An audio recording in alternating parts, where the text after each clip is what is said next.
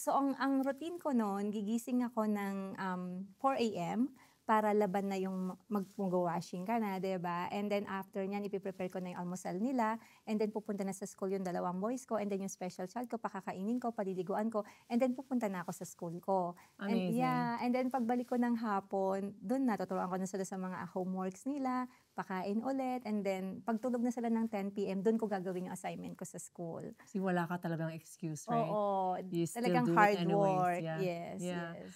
And then, ano pa yung so nag-aral ka ng nursing, Mhm. buti kasi 'di ba well hindi ko naman po nilalahat, but in Filipino ano talaga family na 'pag minsan kasi 'di ba 'pag bata kang nag-asawa, hindi ka na binibigyan ng opportunity ng mga parents mo or Mm. magulang mo to Yeah. at least pumunta sa school, 'di ba? Oo, oo. So yung sa'yo kasi pinagpatuloy ka pa sa pag-aaral, 'di ba? Oo, I really wanted to finish, something, you know.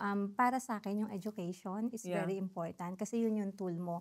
Kaya talagang ako within me, talagang gusto ko makapag-aral kasi parang it's your ano, it's, something within you na parang yung emptiness ko, yung I Yeah. wanna study, yeah. Pero yung mga parents mo ba, they push you to ano, to parang mag-aral ka, ganito, ganyan? Or did you ask them na, gusto kong mag-aral, mama, papa, pwede bang, or itinayo mo yung sarili mo, like, Yeah. na mag-aral, ikaw nagbayad ng tuition. So, can you tell us, like, what Oh, happened? that time, because I was already married, I have Mm-mm. 3 kids. So my ex-husband, he's in Canada. Yeah. So sinabi ko sa kanya na gusto kong mag-aral, and so yun, nag-enroll ako, gano'n.